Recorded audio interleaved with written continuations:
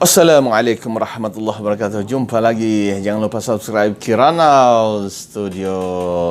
Jangan lupa komen, komen, like, dan jangan lupa subscribe. Ya. Jadi bismillahirrahmanirrahim. Assalamualaikum warahmatullahi wabarakatuh. Alhamdulillahirabbil alamin wassalatu wassalamu ala asyrafil anbiya'il mursalin wa ala alihi wasallam. Insyaallah saya akan teruskan lagi perkongsian lebih perkongsian tentang ilmu yang untuk kita. Kan Iqra, kata Allah Subhanahu wa taala dalam surah Al-Alaq, Iqra bismi rabbikal ladzi khalaq. Bacalah, kenali Tuhanmu, kata Allah Subhanahu wa taala. Kenali Tuhan kamu. Lepas itu kita kenali pula apakah yang ciptaan Allah Subhanahu wa taala ini. Hari ini saya akan kongsikan satu tajuk yang hebat, yaitu awas, jauhi makanan yang haram. Jauhi makanan yang haram. Tuan-tuan dan puan yang dirahmati Allah sekalian, sedang pendengar semua, yang kan YouTuber semua kan, YouTuber yang mendengar perkara ini, nasihat saya lah, makanan dan minuman kita, tuan-tuan dan puan, adalah harus. Semua makanan kita ini adalah makanan dan minuman kita asalnya adalah harus. Itulah keperluan manusia. Tubuh badan manusia ini, tuan-tuan dan puan, dicipta daripada tanah. Jadi makanan kita adalah tanah. Adalah tanah, hasil tanah, ya. Sama ada berbentuk daging ataupun tumbuh-tumbuhan. Subhanallah. Manakala roh dalam badan kita ini makanannya adalah, roh kita ini pada langit. Langit. Saya tunjuk di atas langit lah. Allah a'lam bishawab, di mana langit sebenarnya. Langit paling rendah, paling dekat dengan kita adalah langit kita di sini. Nah, langit lah, kan? Jadi makan roh adalah Al-Quran, wahyu Allah Subhanahu wa taala. Subhanallah. Maka selalu berzikir kepada Allah Subhanahu wa taala. Tuan-tuan dan puan, setiap hari kita akan makan sebanyak berapa kali? Paling kurang pun 3 kali lah kan. Mereka yang biasanya di kuarantin ini 3 kali makan cukup, 3 kali. Lebih 3 kali gemuk lah tuh, kan? Ada antara kita tuan-tuan dan puan yang seronok ke sekolah karena dapat berbelanja dengan sendiri. Dia nggak pergi sekolah atau bikin kerja, kita paksa kita belanja kan, guna duit sendiri kan. Jadi alangkah bagusnya jika kita memastikan bahwa makanan-makanan yang kita makan itu adalah dari sumber yang halal dan bersih. Dalam Islam, teman-teman, Islam menekankan tentang at-tuhur, kebersihan, at-taharah. Bab awal dalam bab fikah, ilmu fikih adalah taharah. Subhanallah. Itulah kata ustaz saya dulu. Coba lihat kitab kuning ini, kitab taharah ini. Kan yang bab pertama, kemudian lepas itu bab solat dan sebagainya lah, bab solat, bab puasa, lepas itu bab dalam fikih inilah, dan semua dibincangkan dalam 4 mazhab. Kalau saya dulu kan 4 mazhab, tapi kebanyakannya kita akan belajar dalam 4 mazhab dan juga pandangan-pandangan para ulama. Subhanallah. Ini ilmu fikih ini, ilmu fikah. Yang belajarlah, pergilah belajar di sekolah pondokan, pergilah belajar banyak itu, ataupun membaca Iqra kan. Suatu hari Imam Syafi'i rahimahullah mengadu kepada gurunya. Subhanallah. Imam Syafi'i itu perempuan yang mencipta yang adanya pada mazhab Syafi'i. Pada zaman Nabi tidak ada mazhab ini. Lah, tidak mazhab zaman Nabi ini ya. Mazhab ini selepas itu. Selepas 300 tahun lah baru ada mazhab. Mazhab namanya ini pandangan-pandangan para ulama, dan macam di Malaysia ini kita ambil pandangan dan pendapat daripada mazhab Imam Asy-Syafi'i. Adakah kita tidak menggunakan pandangan yang lain? Kita guna ahli sunnah wal jamaah dari segi fiqh sahaja. Tapi dari segi akidah, kita menggunakan akidah yang telah disusun oleh Imam Maturidi. Ada kan? Kita tahu tentang ini. Dan Imam satu lagi imam tuh, diorang susun tentang akidah. Subhanallah, ahli sunnah wal jamaah ini, subhanallah, hebat-hebat mereka itu perempuan. Karena pada zaman mereka ini, selepas 300 tahun kemudian Rasulullah SAW, selepas itu berlaku ada yang pahaman lain. Allahu Akbar. Tapi alhamdulillah dengan adanya susunan akidah, susunan fiqh dan sebagainya, alhamdulillah, subhanallah. Jadi pada suatu hari Imam Syafi'i rahimahullah berkata kepada gurunya. Gurunya siapa, teman-teman? Imam Waqi'. Imam Waqi', subhanallah. Dan tentang hafalannya yang semakin merosot. Imam Syafi'i, teman-teman, 7 tahun sudah hafal Al-Quran. Subhanallah, hebat. Kita 7 tahun masih baingus. Imam Syafi'i sudah hafal Al-Quran. Didikan siapa? Didikan ibu dia. Subhanallah. Imam Syafi'i dalam umur dia dalam 17 tahun boleh mengeluarkan fatwa. Subhanallah. Orang hebat kan? Itu namanya kehebatan. Ilmu ini aliyin, akan meningkatkan orang, meninggikan orang yang punya ilmu. Subhanallah. Dia buat fatwa, tuan-tuan. Kita umur 30-an, 40-an, 50-an, dia boleh dipakai dia punya fatwa. Imam Syafi'i ini hebat. Jadi Imam Syafi'i mengatakan bahawa hafalannya semakin merosot. Ya wahai tuan guruku, saya punya hafalan sini makin pandai merosot pula. Apa kata Imam Waqi'? Imam Waqi' menasihatkan kepadanya supaya meninggalkan perkara dosa, tuan-tuan. Ya, betul lah. Ada satu juga kisah zaman sekarang lah. Anak-anak kita yang belajar tahfiz ni, menghafal Al-Quran ini, jarang kena berada di tempat yang tidak boleh ada dosa ni. Mata pun jangan terkacau. Jangan melihat kepada perkara-perkara yang perkara dosa ni. Kalau tidak, hilang dia punya hafazan. Satu lembar Al-Quran boleh hilang. 2 lembar. Macam mana? Sebab itulah. Kerana mata. Allahu Akbar. Maka guru Imam Syafi'i, Imam Waqi' telah menasihatkan supaya meninggalkan sebarang perbuatan dosa. Subhanallah. Padahal terlihat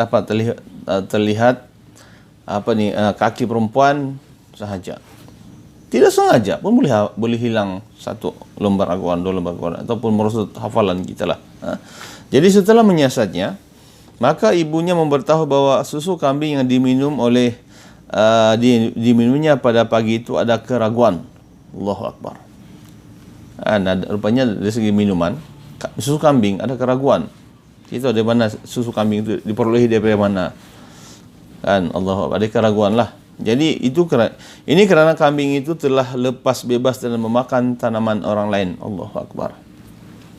Kambing ni kena jaga pada zaman ni. Banyak kambing ni apabila dia keluar, dia makan, dia apa yang dia suka. Rupanya kambing yang susu yang diminum oleh Imam Syafi'i ini mengandungi makanan yang dimakan oleh kambing adalah tanaman orang. Allahu Akbar. Lihatlah betapa susu kambing yang meragukan saja sudah boleh berkesan kepada kita sebagai seorang pelajar, sebagai seorang yang student lah, kan? At-talib, at-tullab, at-talibah, kan? Jadi itu pun kita kena jaga dari segi pemakanan. Kalau menghafal Al-Quran ini, seorang kan minum susu lah, ataupun kurma, yang manis-manis lah, kismis dan sebagainya. Jadi maka dalam kisah ini perkara yang meragukan itu dinamakan sebagai syubhah. Alangkah ruginya kalau setiap hari kita makan makanan ataupun minuman yang haram ataupun syubhah. Allahu Akbar. Untuk menjadi makanan kita. Tidak heranlah pada zaman kita sekarang ini banyak makanan-makanan syubhah. Allahu Akbar. Kita kena jagalah. Bulan puasa ini alhamdulillah, bulan Ramadan kita terhalang daripada makan makanan yang syubhah ini, insya-Allah. Jadi ulama, tuan-tuan dan puan, ulama telah menggariskan beberapa kesan buruk terhadap makan, kesan buruk apabila makan yang makanan haram inilah, khususnya kepada pelajar. Yang pertamanya, 1, hilang daya ingatan dan sukar menghafaz pelajaran. Pelajaran ini mesti kena hafaz. Dia mesti kena hafal. Al-Quran kena hafal dia punya kena hafal dia punya ayat, kena hafal dia punya bahasa, kena hafal dia punya nahu, banyaklah dalam Al-Quran ni. Kena hafal juga dia punya tadabbur, penerangan dan sebagainya. Apa kata dalam tafsir Ibn Qasir, dalam penulisan yang menulis, saya menggunakan kitab-kitab Mu'tabar, tafsir Mu'tabar, Jalalain, subhanallah. Kan ini ditulis oleh Imam Sayyid, siapa tu? Allahu Akbar. Tafsir Muqasir, banyaklah tafsir-tafsir kita kena buat ya. Itu dia akan menghilangkan ingatan. Alamak, lupa lah kan. Yang kedua, hilang minat untuk belajar. Yang ketiga, sukar menguasai ilmu yang dibaca atau memahami pelajaran yang diajar oleh kita punya guru-guru lah. Yang keempat adalah kurang kebijaksanaan. Kurang bijaksana lah untuk menyelesaikan beberapa isu ni. Ada isu saja macam-macam alasan. Itu kesan dia. Kesan daripada makanan dan haram juga akan dapat menyebabkan kita menjadi malas mengerjakan ibadah. Nama ibadah saja pun sudah malas. Seperti apatah lagi dalam ibadah khusus seperti salat. Kan salat malas ini. Makan makanan yang syubhat atau makan makanan yang haram. Yang kedua adalah malas membaca Al-Quran. Allahu Akbar. Dan yang seterusnya adalah berbakti kepada ibu bapa, melawan ibu bapa saja, melawan guru, melawan pemimpin dan sebagainya. Allahu Akbar. Hati juga akan menjadi semakin lama semakin keras. Hati kita nih, maksud hati ini teman-teman, di mana hati ini? Al-qalb. Hati ini kena sebagai al-qalb. Itulah sebabnya kita kena berdoa kepada Allah SWT setiap hari. Ya muqallibul qulub, tsabbit qalbi ala dinik wa ala ta'atik. Lama-lama jadi gelap. Allahu Akbar. Coba lihat kepada rakan-rakan yang berada di Eropa sana yang suka minum benda-benda haram. Arak misalnya kan. Arak ini kan haram. Makin lama kita bagi nasihat dia akan boleh terima. Sebab hati dia sudah keras. Allahu Akbar. Melainkan mendapat hidayah. Jadi macam mana hendak kita menolak perkara ini? Pertama sekali adalah kita ada niat lah. Kemudian doa. Subhanallah. Doa kita juga akan kemudian dengan doa supaya kita dapat hidayah Allah SWT. Tapi tuan-tuan dengan kalau biasa makan benda haram, syubhat berterusan, tuan-tuan, doa pun akan ditolak oleh Allah Subhanahu wa taala. Allahu Akbar. Jadi Rasulullah sallallahu alaihi wasallam telah bersabda yang bermaksud. Ingat Rasulullah ni sunnah Rasulullah. Aqwalun wa af'alun wa taqrir. Itulah sunnah Rasulullah sallallahu alaihi wasallam. Di mana Rasulullah sallallahu alaihi wasallam telah bersabda yang bermaksud. Maksudnya dalam bahasa Melayu lah. Ada seorang lelaki yang berlayar jauh, artinya membarakan, sedangkan rambutnya kusut masai dan berdebu. Dia punya rambut. Orang-orang yang mengembara itu tuan-tuan di padang pasir. Dia punya rambut ini panjang, kusut masai. Kemudian dia punya berdebu. Dia punya badan banyak debu lah. Kan orang mengembara di padang pasir kan. Kemudian dia pun berangkatlah kedua belah. Kemudian dia mengangkat doa kepada Allah Subhanahu wa taala. Ya Allah. Seraya berdoa kepada Allah Subhanahu wa taala. Ya Allah, ya Tuhanku. Wahai Tuhanku, dia berdoa. Sedangkan kata Rasulullah SAW, makanannya daripada yang haram. Makanan haram, tuan-tuan, makanan yang dicuri, makanan syubhat. Tuan-tuan, Allahu Akbar. Kemudian minumannya daripada yang haram. Seperti apa tuan-tuan? Makanan yang arak. Itu memang jelaslah haram. Lepas itu minuman pula makanan yang dicuri, yang dirompak orang, yang dia merompak orang, kan haram itu. Dan pakainya pula tuan-tuan perempuan daripada benda-benda yang haram. Allahu Akbar. Dia pakai sutra emas, itu kan haram bagi seorang lelaki. Tapi kalau perempuan itu boleh, dibolehkan. Subhanallah. Tapi pakaian dia pula dibeli dengan duit yang haram. Kalau duit rasuah misalnya, duit yang dicuri. Allahu Akbar. Dan perutnya pula ini diisi dengan makanan-makanan yang haram. Subhanallah. Minta belanja orang saja. Allahu Akbar. Tapi dia tidak tahu di mana tahu yang duit yang digunakan adalah syubhat ataupun haram dan sebagainya. Kemudian bagaimana Allah Subhanahu wa taala boleh mengabulkan doa orang-orang yang begini? Itu adalah hadis, mafhum hadis lah Rasulullah SAW. Hadis ini diriwayatkan oleh Imam At-Tirmizi.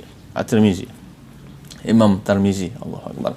Jadi sebagai seorang penuntut, kita hendaklah menjaga makan dan minum kita. Kalau macam yang di sekarang ini di di sekolah tahfiz, memang makanan jualan dijaga. Banyak yang disedekahkan lah. Sedekah pun okey. Kan biasanya sedekah ini tidak ada duit sedekah yang haram. Duit sedekah ini yang halal kebiasaannya. Mana ada orang sedekah yang haram kan? Allahu Akbar. Jadi tuan-tuan dan puan, rekan-rekan pendengar YouTuber, kan kita haruslah berusaha untuk mengelakkan diri kita daripada memilih makanan yang ada syubhat, yang haram, kan? Jangan makan yang, kalau dalam Islam yang jelas yang haram adalah seperti daging babi. Babi itu pun haram. Kan? Jangan makan sebab dia ada kuman. Daging anjing, sudah tahu kan? Hewan-hewan muftaris, misalnya hewan yang liar ini. Makanlah banyak juga daging-daging yang halal kan?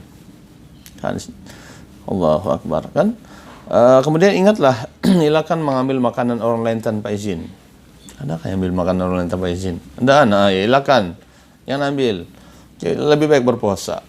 Allahu Akbar. Ataupun minta, saya mau makanan, kongsilah makanan. Mustahil orang tak akan bagikan dalam satu kadut, dua kadut. Apa itu? Satu ni. Kan?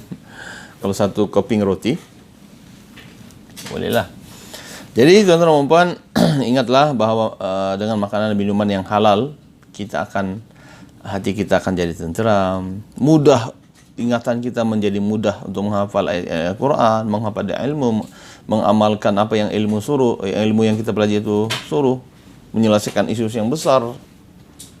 Subhanallah. Kalau kita memilih makanan-makanan yang halal ini dan minuman yang halal, kemudian suka bersedekah pula, kemudian kita akan kalau yang di sekolah itu adalah kita pula akan minat belajar. Tapi kan ada strategi, baru dia akan masuk cepat. Kan, kena jaga pemakanan ini. Kemudian kalau orang yang suka makan halal, makan makanan yang halal dan juga bersih yang suci ini, Allah pun suka, dapat pahala lagi kan. Jadi senang, mudah untuk menguasai ilmu ini dan memahami ilmu yang diajar oleh guru-guru di sekolah khususnya. Kemudian insya-Allah apabila dengan menjaga pemakanan yang halal, kan, yang halal, suci, bersih lagi. Jangan bersih ini kebiasaannya tidak sebenarnya suci. Tapi suci ini pembersih. Kan halal ini lagi lah. Bukan setakat bersih, bukan setakat suci. Kalau halal ini. Jadi dia akan menghasilkan kita otak yang bijaksana seperti Imam Asy-Syafi'i. 17 tahun tuan-tuan. Boleh memberikan fatwa. Subhanallah. Orang terima sudah fatwanya. Oleh itu mari kita sama-sama menjaga makanan kita, makanan yang halal, suci, bersih. Ini semoga Allah Subhanahu wa taala memberikan kita kasih sayang, diterayangi dengan cahaya ilmu yang hebat. Dan kemudian sama-sama kita mencapai kecemerlangan di dunia dan juga di akhirat. Subhanallah. Jadi sempurna dengan Ramadan ini, sama-samalah kita memperbanyakkan amal ibadah kita pada Ramadan ini. Hari ini hari yang keberapa sudah ini? Jadi banyakkan sedekah. Dan sedekah itu kepada ahli keluarga terbaik. Kalau menurut Al-Quran, sedekah kepada ahli keluarga terlebih dahulu. Subhanallah, karena penyedia fungsi dia mengeratkan hubungan silaturahim sesama keluarga lah, insyaallah. Jadi saya rasa itu saja untuk pengungsian yang baik itu dari Allah Subhanahu wa taala, kurang itu dari diri sendiri. Wabillahi taufiq wal hidayah. Assalamualaikum warahmatullahi taala wabarakatuh.